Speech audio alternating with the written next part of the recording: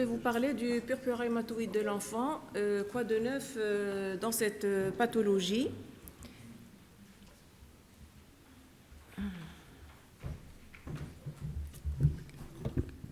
Ça y est, le message. Voilà. Et je vais commencer par rappeler que le purpura rhumatoïde ou maladie de Enoch-Schönlein est la vascularite la plus commune en pédiatrie, qui touche les petits vaisseaux avec une atteinte avec prédilection de la peau, des articulations, le tube digestif et le rein. Le diagnostic est un diagnostic qui est essentiellement clinique. L'éthiopathogénie est de mieux en mieux connue actuellement et le pronostic est lié à court terme à l'atteinte digestive et à moyen long terme à l'atteinte rénale. Les données épidémiologiques notent une fréquence qui varie entre 3 et 27 sur 100 000. Et dans un travail de thèse qui a été réalisé à la faculté de médecine de Rabat en 2019, on a noté une fréquence de 1,27% sur 46 cas. La moyenne d'âge est aux alentours de 6 ans et le ratio montre donc un ratio qui se rapproche de 1. Nous avons trouvé un ratio de 0,76 en faveur des filles. Il y a un caractère saisonnier avec une prédominance en hiver et en printemps, probablement en rapport avec les facteurs infectieux. Comme on va le voir dans l'éthiopathogénie, en commençant par parler des facteurs déclenchants, il y a les infections virales, notamment le virus respiratoire syncytial. Alors, je passe en diaporama. C'est bon? D'accord. Et puis, les infections bactériennes et le streptocoque est souvent impliqué dans cette pathologie. Il y a aussi d'autres facteurs déclenchants, certains médicaments, les piqûres d'insectes et aussi des vaccinations, notamment après vaccin antigrippal, après vaccin ROR et notamment récemment après la vaccination contre le Covid. Et là, en raison de l'implication du streptocoque, il y a plusieurs études qui confirment en fait l'intérêt de l'amygdalectomie dans la prévention du purpura rhumatoïde récurrent. Et il y a aussi ce cas qui a été décrit de survenue de purpura rhumatoïde après avoir reçu le vaccin anti-Covid. C'était une fillette de 12 ans qui a fait en fait au début un rash urticérien 5 jours après avoir reçu la première dose du vaccin ARN contre le Covid. Et puis par la suite, elle a fait un tableau typique de purpura palpable avec des douleurs abdominales, des douleurs articulaires après avoir reçu la deuxième dose du même vaccin. En fait, je me suis intéressée à ce cas parce que j'ai lu tout l'article et donc les auteurs ont fait tout un bilan inflammatoire. Il y avait un syndrome inflammatoire biologique modéré. Le bilan immunologique était négatif, le bilan infectieux était négatif, mais par la suite, le purpura persistait chez cette fillette et donc ils ont fait une biopsie cutanée qui a objectivé donc le type histologique ayant confirmé le purpura rhumatoïde. Ils ont donné donc la corticothérapie au début 5 jours qui n'a pas marché, mais par la suite, elle a été maintenue pendant 1 mois avec une évolution favorable chez cette patiente. Alors, sur le plan éthiopathogénique, la molécule IgA1 est la principale composante des dépôts immunitaires dans la vascularite à IgA1. En fait, les euglycanes de la région charnière de la molécule IgA1 sont glycosylés de façon aberrante. Et donc, les auto-anticorps reconnaissent ces derniers et peuvent par conséquent former des complexes immuns circulants. Ces complexes immuns circulants vont se déposer au niveau des vaisseaux et contribuer à la vascularite. Ces dépôts de CIC vont se déposer bien sûr au niveau des différents organes, la peau, les articulations, le type digestif, et donner donc des signes, une atteinte multisystémique avec des signes spécifiques de chaque organe. Qu'est-ce qui se passe au niveau du rein? Eh bien, ces dépôts vont se déposer au niveau du rein et entraîner une activation mésangiale avec une prolifération. Je ne sais pas si j'ai le pointeur. Donc, une activation mésangiale avec une prolifération et expansion de la matrice extracapillaire et libération des cytokines pro-inflammatoires. Et des preuves de plus en plus nombreuses indiquent un dérèglement du complément avec des biomarqueurs de l'activation de la voie alternative et de la voie des lectines qui sont corrélés à la gravité de la maladie. Et des études génétiques montrent une association avec des loci qui sont associés à ces vascularitas IgA1 impliquant des gènes qui codent pour des régulateurs du complément. Pour ce qui est des facteurs génétiques, Alors, plusieurs études soutiennent l'affirmation d'une forte prédisposition génétique, et notamment la région HLA classe 2, qui est fortement donc associée à ce type de vascularite, notamment l'alléla HLA DRB1 chez les personnes d'origine européenne. Et puis, il y a une autre étude en fait d'origine espagnole qui a été faite chez 349 patients, qui montre que c'est plutôt l'HLA classe 1, et notamment l'HLA B4102, qui est associé à ce type de vascularite. Et Koskela, en étudiant donc le génome, à travers une étude rétrospective faite chez 46 enfants atteints de purpura rhumatoïde, dont la majorité ont développé une atteinte rénale, a conclu donc à une association à l'HLA classe 2 et notamment les allèles DQ1-01, DQB1-05. Ils sont fortement associés à un risque élevé d'atteinte rénale. Bon, les limites, c'est une étude, c'est une petite série, mais qui reste intéressante. Il faut dire qu'il n'y a pas de publication récente concernant le génome, le GWAS, mais des études sont en cours aux États-Unis et en Europe. Alors, pour le diagnostic positif, c'est facile. Vous connaissez tous la triade classique du purpura rhumatoïde. La présence d'un purpura palpable, essentiellement pétéchial, mais qui peut être échymotique ou sous forme de VIBIS.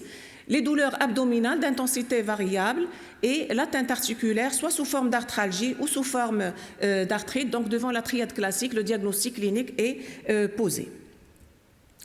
Il y a les critères diagnostiques donc, de l'EULAR, Printo-Press, qui considèrent donc la présence obligatoire du critère majeur qui est le purpura, qui doit être associé à au moins un des 4 critères complémentaires, douleur abdominale, atteinte articulaire, atteinte rénale ou histologique. Histologique qui montre donc la vascularite leucocytoclassique avec un infiltrat inflammatoire fait de polynucléaires neutrophiles et des dépôts d'IgA. Ceci dit, la biopsie n'est pas systématique, donc quand on a la triade classique qui est présente.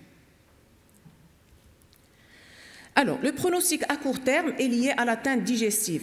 Cette atteinte digestive est due à une hémorragie de la sous-muqueuse avec œdème de la paroi intestinale liée à la vascularite.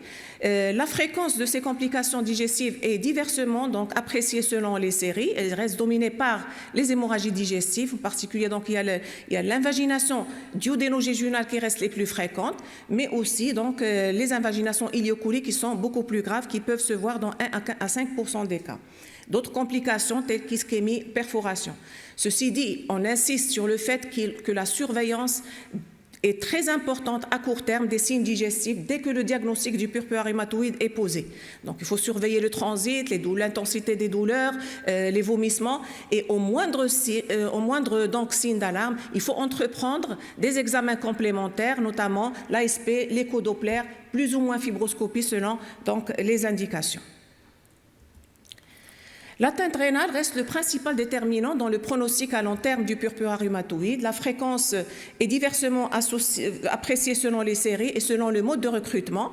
Elle reste importante dans les premiers mois, dans plus de 90% des cas. Et il y a un travail qui a été fait par l'équipe de néphropédiatrie à Rabat sur 251 cas de glomérulopathie et il a été retrouvé que c'était, donc 14,5% c'était des vascularites et parmi ces 14, 10% c'était des néphropathies du purpura rhumatoïde. Alors, l'atteinte rénale peut se déclarer soit par une hématurie micro ou macroscopique, une protéinurie minime ou syndrome néphrotique, une hypertension artérielle qui peut devenir maligne, une insuffisance rénale réversible qui peut être définitive dans 1 à 3,5% des cas. Donc, au moindre signe d'atteinte rénale, il faut consulter absolument le néphropédiatre qui va permettre donc d'indiquer ou non la ponction biopsie rénale qui doit être faite généralement en cas de néphrite rapidement progressive, protéinurie massive ou insuffisance rénale. Et donc, selon le type histologique, en parlant de l'histologie, il y a plusieurs classifications qui ont été décrites pour évaluer le type histologique. Il y a la classification conventionnelle de l'ISKDC qui permet d'évaluer en microscopie optique l'évolution des lésions qui peuvent aller de lésions glomérulaires minimes à la glomérulonéphrite membranoproliférative. Il y a la nouvelle classification d'Oxford qui a été mise à jour en 2017, appelée aussi MEST, qui permet d'évaluer de façon plus précise l'hypercellularité mésangiale, endocapillaire, la présence ou l'absence de croissant, et surtout la glomérulosclérose et la fibrose interstitielle et l'atrophie tubulaire qui n'est pas bien évaluée dans l'IS4DC. Et puis, il y a d'autres classifications qu'on a vues dans la littérature. En fait, la question qui se pose, laquelle de ces classifications choisir? Je ne saurais répondre. Il y a mes collègues néphropédiatres qui pourraient peut-être donner plus de commentaires. Moi, je dirais ce qu'a dit Geluzik dans son papier là. En fait, il faut faire des études prospectives, multicentriques, avec une étroite collaboration entre rhumatopédiatres, néphropédiatres et histopathologistes, comme ça pour corréler les données cliniques, évolutives, histologiques à ces différentes classifications et bien sûr aboutir à des recommandations. Il y a un intérêt donc important des biomarqueurs qui a été évalué récemment, notamment Pilbout et son équipe en 2017, en incluant 50 enfants atteints de vascularite IgA avec atteinte rénale, a noté un taux élevé du Gd-IgA1 dans le sang chez ces patients et au niveau des urines, des immunoglobulines A, Gm, interleukine 6, 8 et 10 et des complexes IgA-IgG dans les urines chez ces patients.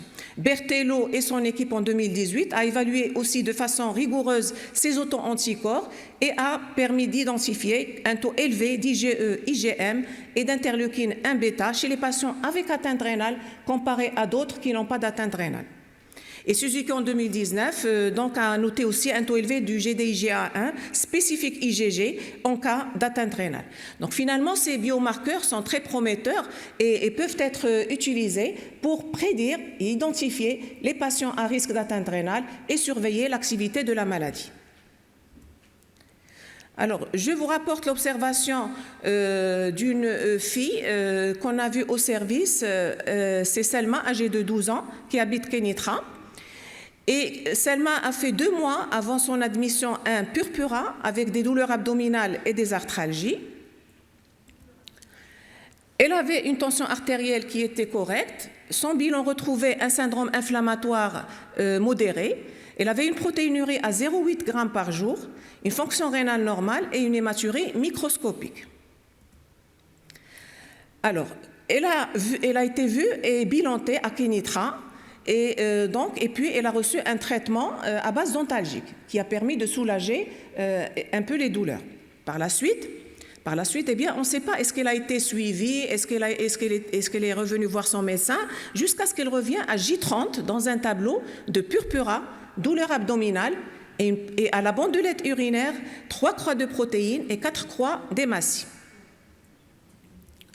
Et là, ils l'ont adressée donc, dans notre formation pour une prise en charge.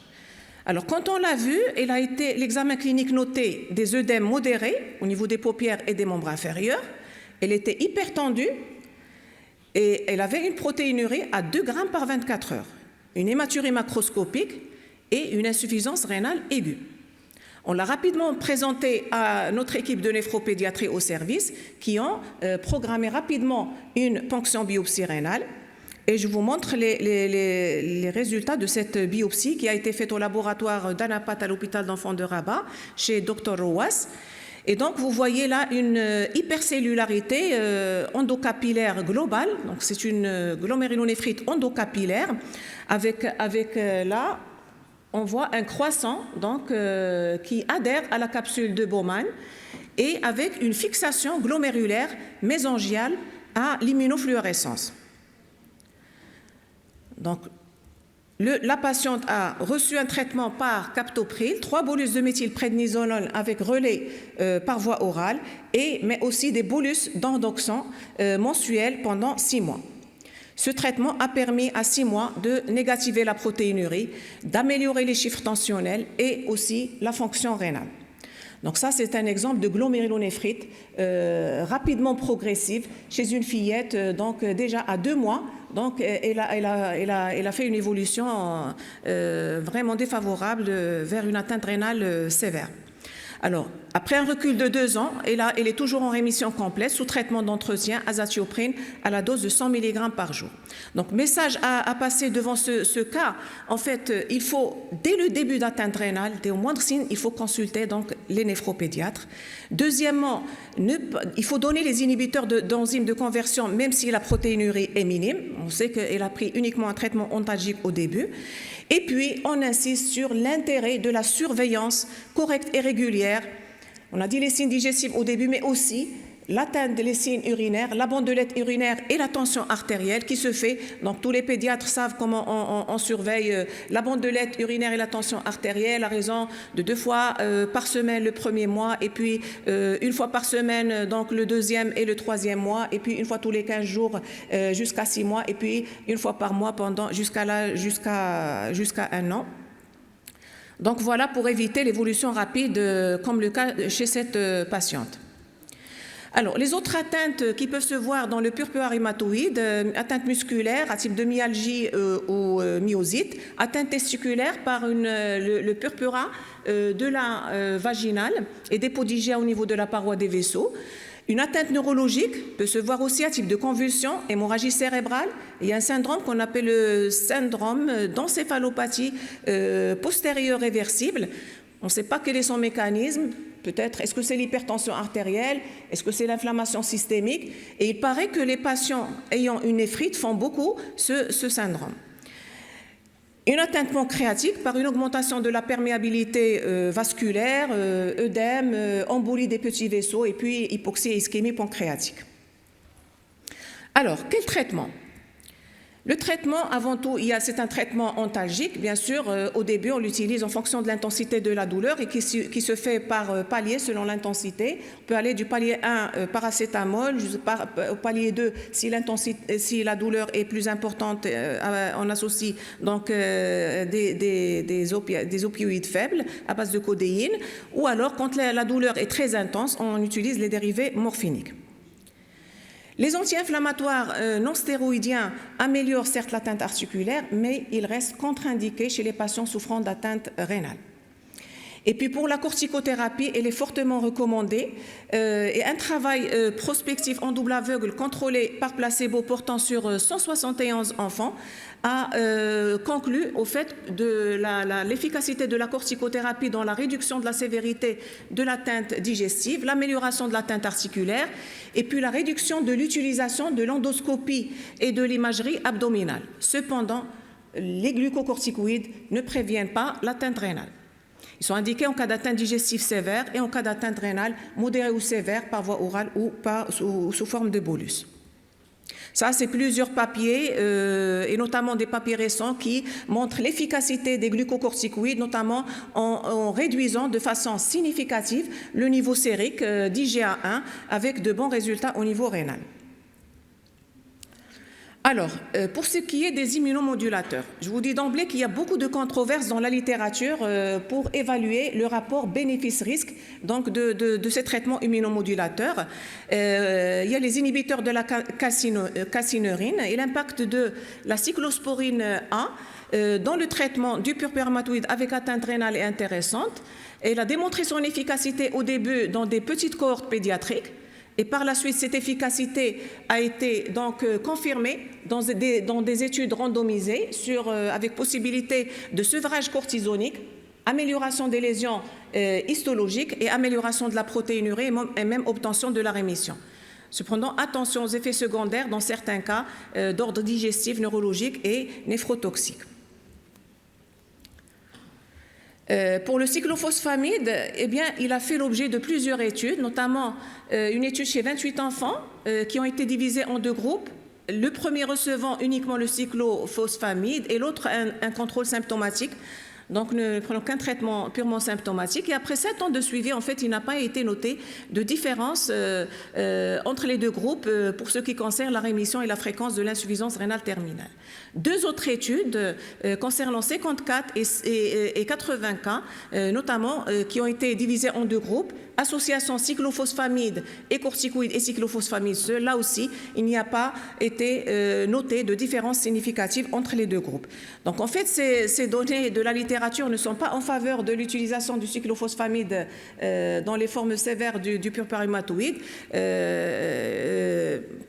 On l'utilise, l'équipe de népropédiatrie, je sais qu'il l'utilise beaucoup dans d'autres indications et aussi dans les 2 cas sévères avec atteinte rénale, notamment la fillette dont on a parlé, avec de très bons résultats. Alors, pour ce qui est de l'azatioprine, il a été utilisé en association avec la corticothérapie dans des petites cohortes pédiatriques. Et il a démontré cette association s'est avérée efficace dans les formes sévères et d'autres études rétrospectives ont confirmé cette impression. Cependant, certaines études, notamment une méta-analyse comparant l'efficacité de l'azatioprine associée aux corticoïdes et corticoïdes seuls, n'a pas vraiment trouvé de bénéfices supplémentaires. Les immunoglobulines, cet agent immunomodulateur qui est très utilisé et efficace dans certaines vascularites comme le syndrome de Kawasaki. Les données sont limites dans les formes sévères de purpura rhumatoïde, mais certaines études, notamment l'utilisation d'immunoglobulines 2 grammes par kilo par mois pendant 6 mois, a permis de noter une amélioration de la fonction rénale, de la protéinurie, l'hématurie, leucocyturée et même l'indice de l'activité histologique. D'autres traitements sont utilisés, par exemple les antipaludiens de synthèse, la colchicine dans les formes cutanées persistantes. Concernant le MMF, récemment l'efficacité du MMF a été rapportée dans 2 séries d'enfants, chez des enfants respectivement 6 et 12 enfants. C'est des enfants qui ont déjà reçu la corticothérapie et ils sont corticorésistants ou en cas d'atteinte rénale sévère et donc ce traitement a pu aboutir à la rémission à long terme. Et il a fait l'objet aussi d'autres études, notamment une méta-analyse combinant 8 études qui a démontré donc son efficacité et avec l'obtention et le maintien d'une rémission et avec une très bonne tolérance. Donc les auteurs suggèrent l'utilisation de ce traitement en 2e ligne en cas de résistance à la corticothérapie, en cas de protéinurie néphrotique ou en cas de protéinurie persistante. Le rituximab ou anticorps anti-CD20, l'expérience reste limitée en pédiatrie. Il y a une étude prospective qui a été faite en 2018 concernant 22 adultes qui ont utilisé le rituximab pour des maladies réfractaires ou récurrentes ou une contre-indication aux corticoïdes ou aux immunosuppresseurs. Et donc les auteurs ont noté une rémission dans 91% des cas en 6 mois. Et il y a une étude qui a été faite chez 8 enfants, néphropathie du purpura rhumatoïde corticodépendante qui ont reçu ce traitement et qui a permis donc d'aboutir à un sevrage cortisonique avec une réduction du nombre d'hospitalisations et une rémission chez 6 cas sur 8. Donc c'est un traitement donc, qui est fortement recommandé en cas dans les formes sévères de purpura rhumatoïde après une résistance à la corticothérapie. D'autres traitements peuvent être utilisés aussi, les échanges plasmatiques avec immunosuppresseurs en cas de complications rénales ou extra-rénales, la transplantation rénale vraiment au stade terminal associée à la prédnisone pourrait réduire l'IgA1, le complexe GD-IgA1 et le complexe IgA-IgG en 6 mois après la transplantation. Et on n'oubliera pas, bien sûr, les antihypertenseurs, les néphroprotecteurs qui réduisent de façon significative la protéinurie et ralentissent la progression vers l'insuffisance rénale. Il y a des facteurs de risque qui ont été identifiés dans la littérature, notamment un âge avancé, supérieur à 10 ans, même supérieur à 6 ans dans certains écrits, le sexe féminin, l'hypertension artérielle, le degré de la protéinurie, la chronicité de la maladie au moment du diagnostic. Et là, c'est différents papiers qui parlent de ces facteurs de risque. Là, il y a un papier qui parle de, ici, l'obésité, qui serait un facteur de risque aussi. Et puis, dans ce qu'on a dit, donc l'âge, le sexe féminin, les types histologiques, le grade 3 et 4 de l'ISK-DC. Donc, tous c'est des facteurs de risque d'atteinte rénale. Alors, finalement, qu'est-ce qu'on peut dire pour les indications thérapeutiques? En cas de purpura rhumatoïde simple, paracétamol et surveillance. Purpura rhumatoïde avec atteinte digestive, la corticothérapie est fortement recommandée. Purpura rhumatoïde avec atteinte cutanée persistante, antipaludienne synthèse, colchicine, sinon biothérapie. Pour ce qui est des indications pour l'atteinte rénale, je participe avec vous cet article-là de Ozen, qui a été publié par Ozen, dont l'objectif est et d'apporter un consensus et des recommandations pour le diagnostic et le traitement. C'est un travail qui a été fait à travers une revue systématique, extensive de la littérature, avec une évaluation par 16 experts internationaux, dont Isabelle Conepo, ici présente avec nous dans la salle. Et donc, les recommandations pour l'atteinte rénale, en cas de hématurie microscopique ou une protéinurie minime sans altération de la fonction rénale, surveillance. En cas de protéinurie sévère ou altération de la fonction rénale ou une protéinurie minime ou modérée persistante, là, absolument consultation néphropédiatrique et selon les données histologiques de la PBR, quand l'atteinte est en cas de néphrite minime, donc corticothérapie orale en premier et en deuxième ligne, donc les différents traitements immunomodulateurs, azatioprine, MMF et bolus de corticoïdes. En cas de néphrite modérée, corticothérapie orale ou par bolus. Et en deuxième ligne, donc les autres immunomodulateurs. En cas de néphrite sévère, c'est des bolus d'endoxan associés à des bolus de méthylprednisolone. Et quand ça ne marche pas, donc azatioprine, MMF ou rituximab. Et là, c'est les 19 recommandations qui sont sorties de cet article. On voit donc, bon, on ne va pas les lire tous. La recommandation 2 pour dire que les anti-inflammatoires, en fait, ils ne sont pas contre-indiqués quand il n'y a pas d'insuffisance rénale. Je ne sais pas si tout le monde va être d'accord là. Les recommandations, donc 4, c'est surtout pour parler de l'efficacité de la corticothérapie dans les atteintes extrarénales, les atteintes digestives sévères. Et puis, pour dire aussi que la corticothérapie ne prévient pas l'atteinte rénale. Et puis, les recommandations 9 jusqu'à 19, c'est donc tout ce qu'il y a pour les indications en cas d'atteinte rénale sévère, comme on a vu sur la diapo précédente. Alors, en conclusion, on peut dire que le purpura rhumatoïde est une affection bénigne, mais attention, il peut être redoutable par les complications digestives à court terme et les complications rénales à moyen et à long terme, d'où la nécessité, et on le redit, d'une surveillance digestive et une surveillance par la bandelette urinaire et la tension artérielle. Le diagnostic est facile devant la triade classique de la maladie. L'éthiopathogénie, certes, plusieurs inconnus persistent encore, mais elle est de mieux en mieux élucidée. Les corticoïdes ont démontré leur efficacité dans l'atteinte digestive et dans l'atteinte rénale, mais ne préviennent pas cette dernière. On note l'intérêt aussi des biomarqueurs qui seraient prometteurs pour identifier les patients à risque et surveiller l'activité de la maladie. Et pour les formes sévères corticorésistantes ou corticodépendantes, intérêt des immunosuppresseurs. Et puis il y a des perspectives thérapeutiques pour les formes résistantes et avec l'utilisation, donc les auteurs recommandent plus l'utilisation de MMF et du rituximab actuellement pour les formes sévères, sinon d'autres molécules de biothérapie. Et je vous remercie. Merci Madame Shkeras pour cette belle présentation qui nous a apporté pas mal de nouveautés en matière de purpura rhumatoïde. La parole est à la salle, mais je pense qu'il ne faut pas qu'on dépasse 5 minutes. Je ne sais pas qu'est-ce que tu en penses, Kenza.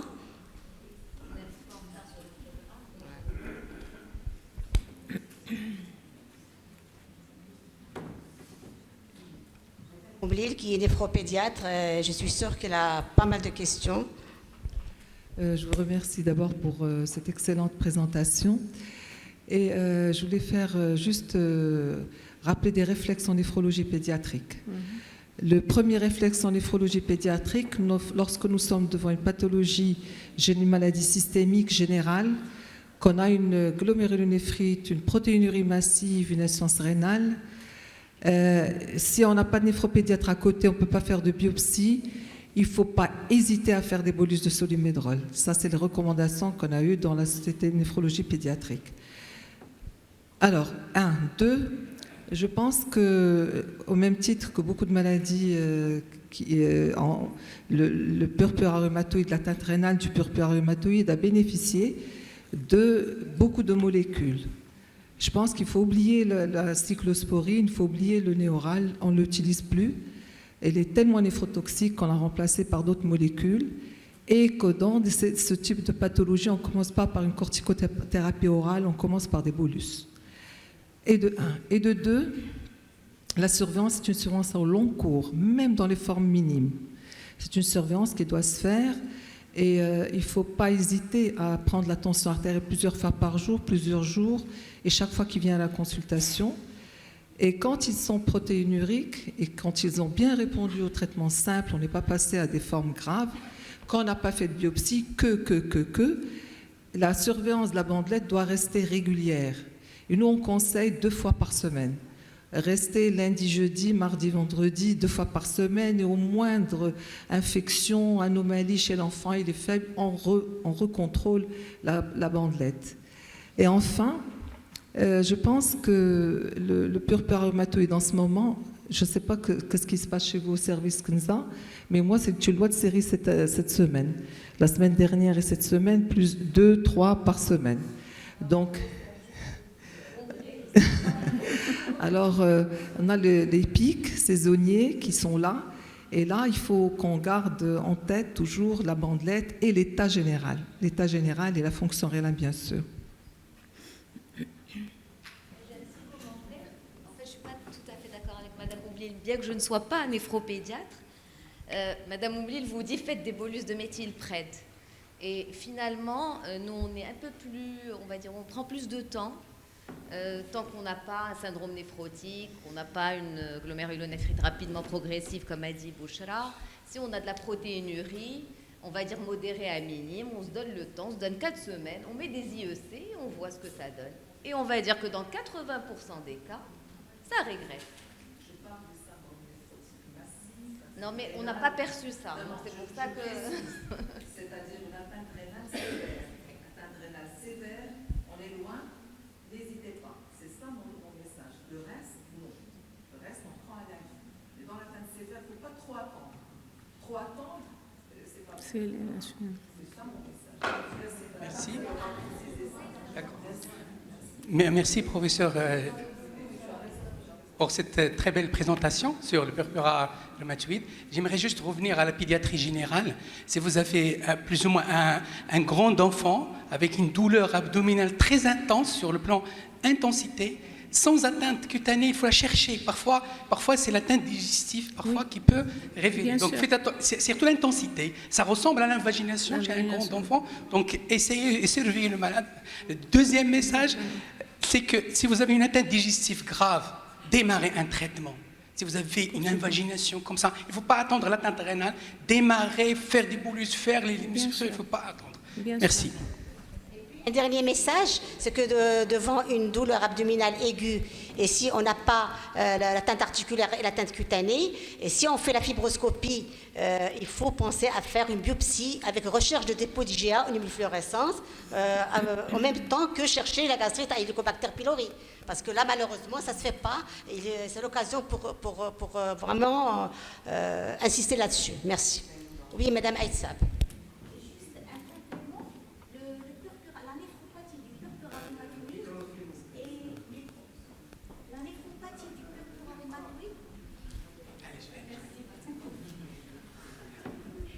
La néphropathie du purpura rhumatoïde est parmi les pathologies pour lesquelles il n'y a pas un vrai consensus. C'est vrai, c'est pour ça qu'on a fait ces nouvelles recommandations, parce qu'on en avait besoin.